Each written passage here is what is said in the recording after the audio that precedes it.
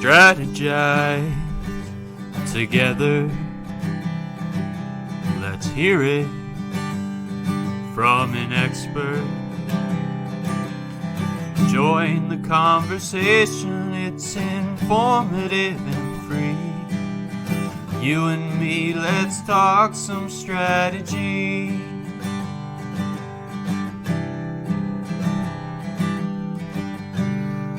Now here's your host, Dorien, Morin-van, vanDam.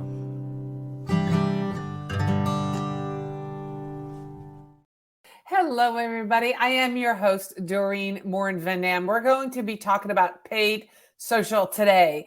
And you know, I'm the organic person, so I'm very excited to talk to somebody who's an expert in paid social. But before we do, I want to welcome everybody who's here live or those who are watching this on the replay with a special shout out to our podcast listeners who listen to Strategy Talks every week on their favorite platform. I also want to do a quick shout out to our sponsor, as always, Social Insider. They are the intuitive dashboard for social media analytics reporting and competitors analysis for brands and agencies. If you need data, you need Social Insider. So without much further ado, I'm going to introduce you to Kristian Downer. Kristian is joining us from the UK. He and I met this year in real life at Social Media Marketing World. He is a strategic marketer with a decade of experience integrating social media into the marketing strategy of businesses large and small. He's passionate about the value of paid social to give businesses large and small the ability to influence the right people and drive profitability. And that's a great word to start with, right? Profitability. Paid social. What's happening in paid social? Is it still profitable, Kristian? I'm just going to dive right in. Absolutely. I believe paid social media is profitable, but what we're seeing is we are seeing changes in where it fits within the sales funnel, the way it interacts, and obviously the changes across the entire industry around the way privacy is working and kind of the different platforms kind of competing for your attention. It's rapidly changing, but we are definitely seeing our clients using it profitably, but we're seeing shift changes in how they're doing it and that constant battle to, like with the organic side, to keep up with the latest trend and make sure that you're reaching the right people at the right time with the right message. Absolutely. So let's talk about that. What are you seeing in paid social, right? We're in Q2 of 2023. What is happening? What are some shifts that you're seeing? We were in the green room. You were talking about Meta. What is happening? Let's talk about it. Let's dive in. So we've been using Meta for a long time. I'm a Meta certified lead trainer, and it's something that we've been using with businesses for a long time. The problem that the smaller businesses are having with Meta at the moment is, in my opinion, they've made it very clear they don't care about small businesses. They're interested in the large corporate companies that are going to spend lots, the brands that are going to spend lots of money on the platform. We're seeing their tools, in my opinion, get harder for the layperson to use to kind of get the best out of the platform. And also just in the way they've been structuring the support they provide for small businesses.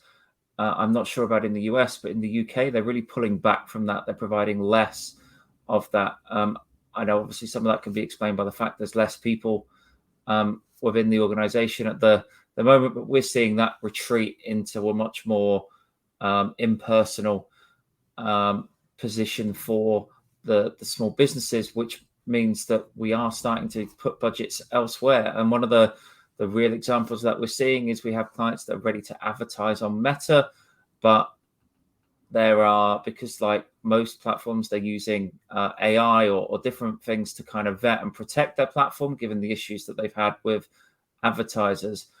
Once you get flagged or dinged by that, it's happened to me, it's happened to many of my colleagues, you just get caught in the automatic net. It's very hard to get someone to speak to actually resolve that problem. And if you're relying on, and this is always advised, never rely on one platform or particularly social or one advertising platform for your clicks or for your traffic, is that can really hurt and limit your ability to advertise. In fact, we're going through this with one or two clients just this week, and it's like banging your head against a brick wall. Yeah. So let's dive in that a little bit. So if you're a small business and you have a couple $100s a month to spend, because that's sometimes all we want. We want to boost a couple of posts. We have an event coming up. We want to put some advertising dollars behind it, and then we get flagged. So if you're a small business, is it even worth it? Is that where we're heading? Is that what you're seeing? Is it even worth it to try to spend money on it and get an ad account suspended or get, caught in that net, as you called it? Or is it worth it to look? Is it better to go look somewhere else? And where should we look?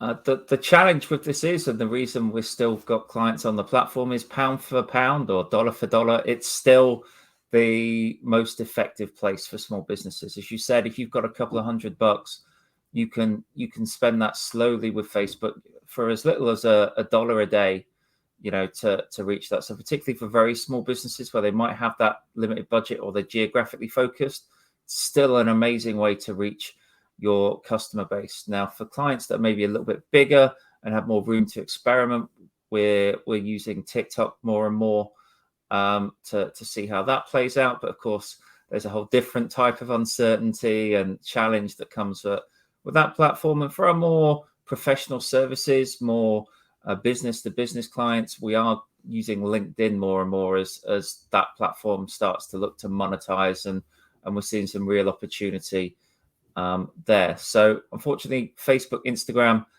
it's an incredible platform. It's more just my frustration at the kind of, I feel there could be so much more that to help the small business. But as I said, dollar for dollar, it's where I would start, because you can literally put a pin on the map and say, I want to reach people that live in that location. And for most small businesses, that's incredibly powerful. Yeah, absolutely. And I want to ask you something, and that's, it's going to be your opinion. And I know that this is what you do for a business, but it used to be a fairly simple thing to put an ad out on Facebook or Instagram. And I heard you say this, it's increasingly difficult for somebody to do that. The tools are harder to use, the structure of Meta and the business suite.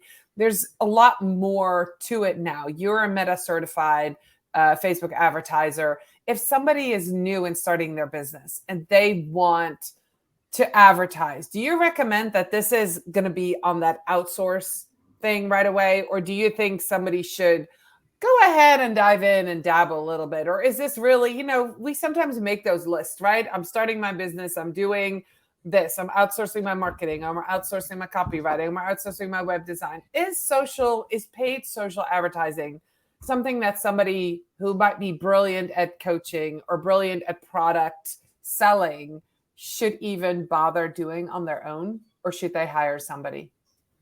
Oh, that's a great question, Dorien. That's an absolutely brilliant question, because I'm so split on that as for an answer.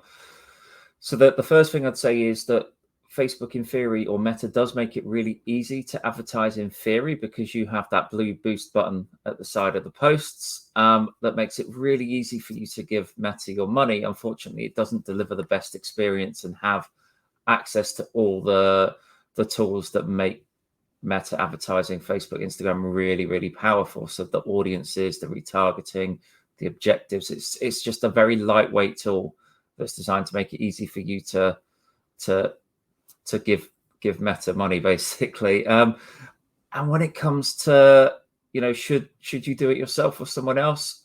What the approach we've been taking recently is let someone professional set it up for you. So you get that foundation, give you maybe that drive through of understanding, well, I need to get here, I need to do this and to do this, to set up things like the domain, and the events for custom audiences and all that things they've been doing to kind of counter that update of iOS 14.5 and make it easier for you to track your results and get some of that back. I think having a professional come in and set that up and maybe drive that through, maybe do a screen record and help you kind of understand where you're going, gives you a good start. And then that way you can get some campaigns running and you can start experimenting and do some of the basics yourself. So we kind of have a couple of options we offer now, one of which is that kind of setup, and then hybrid, where some clients just pay us for an hour a month to just come in and they do the heavy lifting, and we almost do like a sense check and what did you think about this, or did you think about that, and provide that creativity and that expert view. That makes a lot of sense, Kristian. And I think that a lot of people struggle with this, right? I mean, you're only an expert at a couple of different things. Not everybody is an expert at everything. You're that jack of all trades. And to start a business, you need to definitely dive deep into certain things. You need to really have that, love and passion for your product or services. And if paid social is on the side, if that's not your passion, then you should consider outsourcing that for sure. I agree with you. So where can somebody start seeing, and where should they look for ROI on paid social advertising? This is actually probably a harder question. I get asked all the time about, organic social. Where is the ROI, right? So for you, when you work with a client or when you consult to somebody about paid social advertising, what are some of the metrics they look for, and when would you call a campaign a success? Again, you're right. That's an absolutely great question. And some of those trends I mentioned at the beginning there are driving the challenge that you might have with that. So one of the big trends or challenges is that marketing is multi-touch point, and it may be that your ads or your organic are being seen, and then it's also your Google or your even your networking or all the other advertising that you're doing is all pulling together to convert that sale, but only one place might get that kind of attribution when actually it's a number of different things. You look at the big brands, you look at, let's take, a really huge example, Coca-Cola. They might have a billboard on a bus, they'll have a TV advert, they'll have, some digital campaigns, they'll have a number of different things. And when you buy your next can of Coke, you wouldn't be able to say, oh, well, I bought it because I saw that billboard on the bus or that kind of thing. So the challenge there is very much that's it. So we look at objective, very much of the view. I think when we've spoken about organic, you agree with me on this, that it's about building assets you control ultimately and getting people into something that will allow you to convert them into a sale down the line. So we very much see it at that top of funnel piece for the clients we're working with, and working out what that journey looks like of how we go from them filling out that form or taking part in that, watching that video or whatever it is, and turning that into sales. I know that doesn't give a very definitive answer to the question, but it is very much a kind of company by company basis. So for example, obviously in the UK it's spring. We were able to still get kind of a little bit more down and dirty and straight to the point with some of the ads we're running, where literally we have a landscape gardening company with, they're doing gardens, and we can literally go, if you need a new garden, fill out this form. Awesome. And it's great because they can go, well, here's all the people that filled out the form. Here's all the people we called. This is how much money comes out at here's how many contracts we got. This is how much money. And that's unfortunately for most businesses we're dealing with now, it's not quite as simple as that. Yeah. No, unless you have a super good offer, but even with a service, right? So brand awareness, like campaigns on Facebook, there's different objectives to why you're advertising. So let's shift gears a little bit. Let's talk about some of the other platforms. Does your company do Google ads? So my company doesn't, but the office I'm in is, I rent an office from a web design company who just happened. They're about 10 feet away. So they provide Google web design, SEO, and PPC. So they kind of sits really nicely because, again, I mentioned multiple touch points now. It's very rare that we would just do social or we would just do PPC or just do search. It kind of all feeding in together, and the challenges are the same. A lot of the time when we work with smaller businesses and they're talking about, using social, it's probably not the place they want to start. It's you mentioned, product and offer there. That's normally the first place we have to look. And, is this something that we can understand and people can get from a flicking through social media? Is the website look reputable? Do the landing pages look good? Does it all come together? And that's, for me, the essence and the challenge that small business owners have, is they're being expected to be experts in things they're not passionate about Right. And yeah.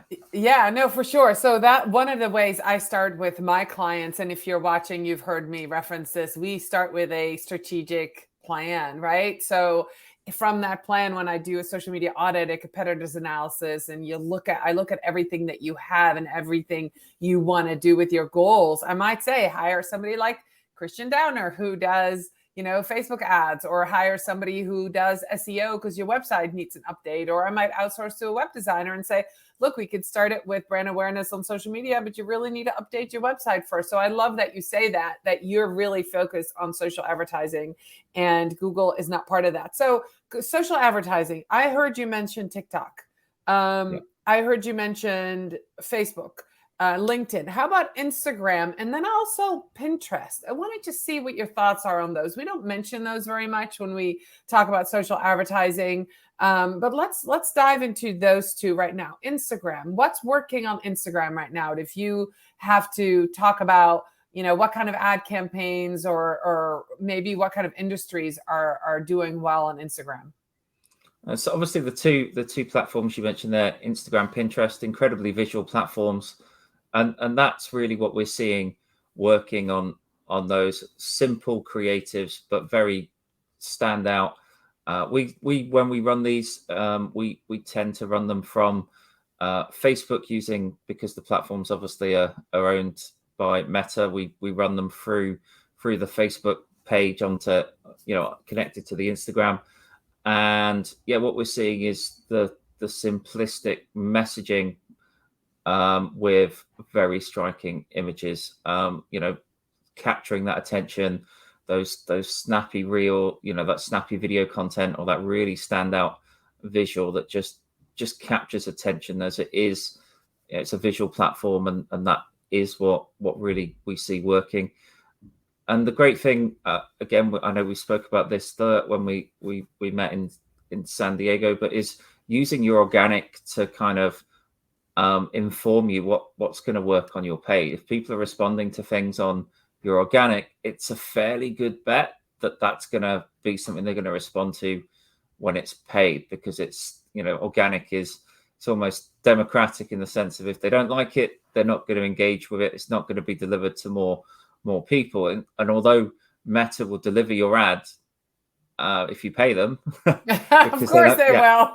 it's not you're gonna, the better quality and the more your ad resonates with your audience and people can say that's me, the more likely it is they're going to buy something. So again, I mentioned the landscape gardening client we've been working with. It's the visuals that sell it. Those beautiful looking gardens with with a very low touch point call to action. People don't want to read a ton of text on Instagram, so just that call to action of get your quote, make your garden look like this. People are clicking on that, and it's working. That makes a lot of sense, and I love that you brought organic social into that, because if you're thinking about doing social and you are going to do this by yourself and you are brave enough to go into your Facebook ad account and thinking about putting some ads together, Kristian made an excellent point. Start with your best organic content and start that as ads, because if you have people engaging with a video, with a reel, with a beautiful image, and people are asking questions or they're commenting, that most likely is going to do really well on paid. So that's why, doing both organic and social together is so powerful, because social lets you test a lot of things quickly, right? And then Facebook and then the paid lets you boost or add, advertise those things that do well.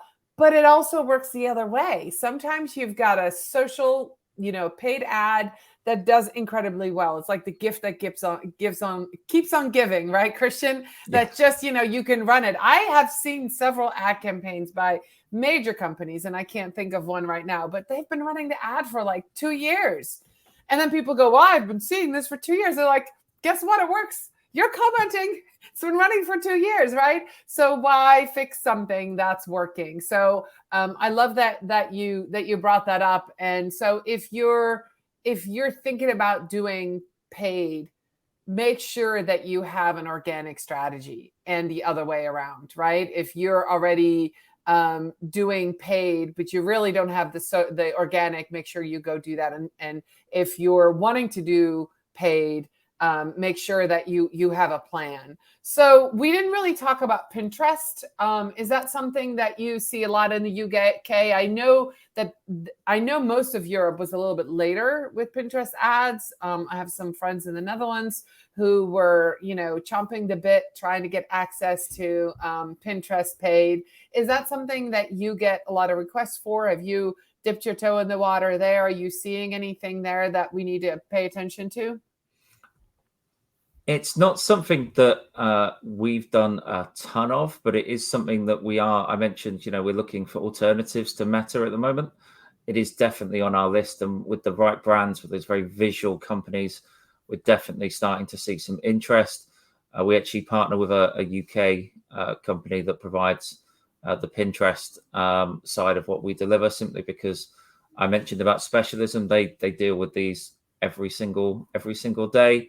And so for our Pinterest and our TikTok, we use Catherine at Also Social. She helps us out, and basically we partner with them. Again, like when we were out there, and just meeting other people that are, doing different things. I think it's great to not stay in your lane, because I think that's a bit too negative, but to really own your space and know exactly where your knowledge base is. And for me, it's definitely something we're looking at on a strategic level, because we're looking for places where the attention is, and for the right products, it's definitely Pinterest. Has always had a strong organic presence Absolutely. in the UK, and I think brands are now starting to think, well, we need a more diverse set of advertising options, and looking to expand.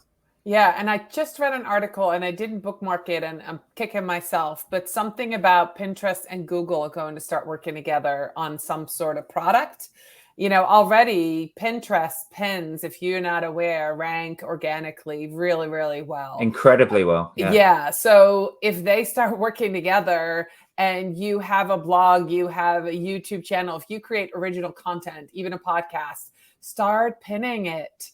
I'm seeing real results organically. So if they start working together, and I forget what product they're working on, but it just came out this week. And so keep an eye on that, right? That's a new trend. If they are actually going to work together on something, you definitely need to check that out. Kristian, I have another question for you.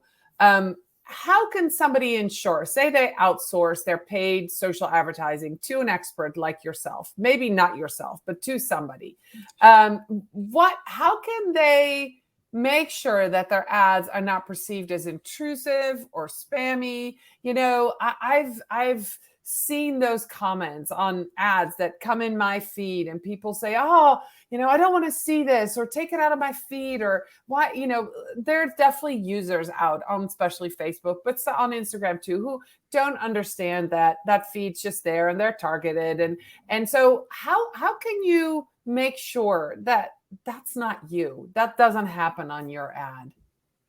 So those people, and you're right, they are, they're having a bad day, and they see your advert, and they get then they're often not very terribly nice when they do it. But I think you've got to remember that there's no such thing as let me rephrase that. People don't hate advertising. They hate advertising that doesn't speak to them. So if you're getting those kind of comments, it's because they're not interested.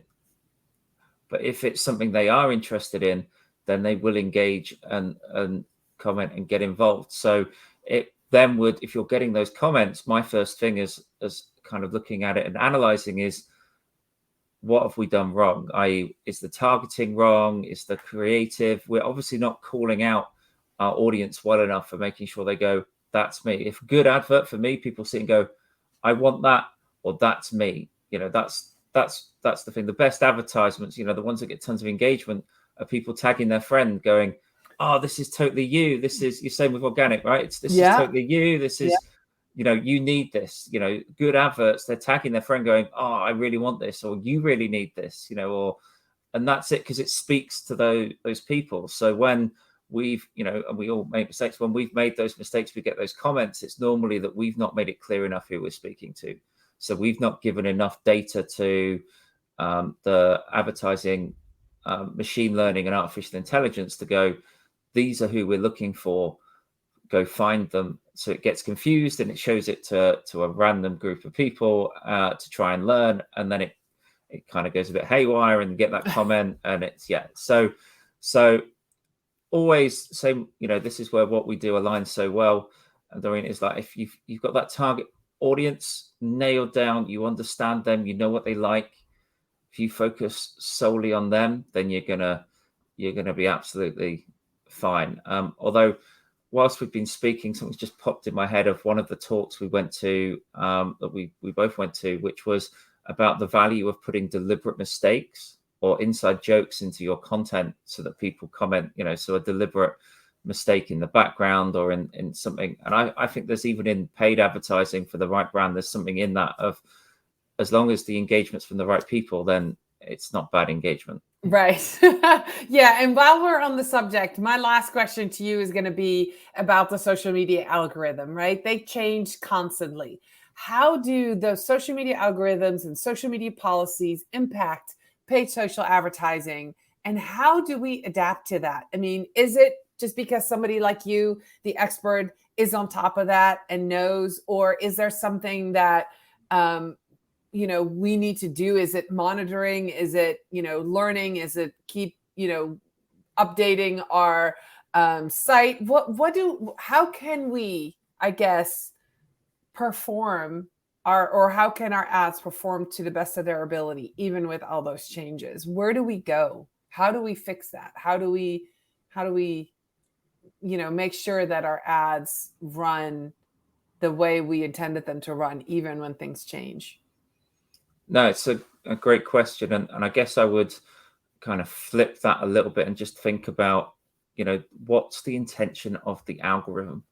The intention of an algorithm, whether it be organic or paid, is to serve the most interesting, relatable content to the right person at the right time. So as long as we create content that is for the right person, the algorithm will do the rest. That's kind of the piece. I think we can spend a lot of time overthinking algorithms and the changes, because you're never going to be able to keep on top of them. They don't publish them. We're all working from guesses. So again, that would be it. Would be We're try assuming. something. Yeah, it's just treat your marketing like a science experiment. Put up an advert with a set of targeting. Put up maybe 3 or 4 different versions of that with different targeting. See which one works. And then try more of what works and less of what doesn't. So it's always. I love that. I say that all the time with organic. Do more of what works, right? Go check, post 4 or 5 times this week at the end of the week or a Monday morning. Go check what worked last week. Do another one of what worked the best. And then at the end of the month, do 5 of your best posts from last month. Do more of those kind of posts, right? You always need to be adapting. So I love that you said that about paid social. So we're at the end, Kristian. I know we can talk hours, you and I, about this, but where can people connect with you if they're thinking about learning more, if they want to maybe connect with you on LinkedIn? Where's your website? Like, how can they learn more from you? Yes, so the best place to find me is on LinkedIn. It's my favorite social media channel by far. And that's just Kristian Downer. It's a reasonably unique name, so that helps with LinkedIn, to be found. Kristian with a K. I also am on Instagram, and that's Kristian Means Business, and that's the same on TikTok as well. And just as one final thought, as we were on that last question, I'd just say that people that call themselves expert in paid advertising, that just means they failed enough to get good. Oh, that's a wonderful quote to end with. Kristian, thank you. I appreciate you so much. I will be back next week with another episode of Strategy Talks. Thank you so much for watching, being here live, watching the replay, or listening to us. I thank you and have a great rest of your day. Bye, everybody. Cheers.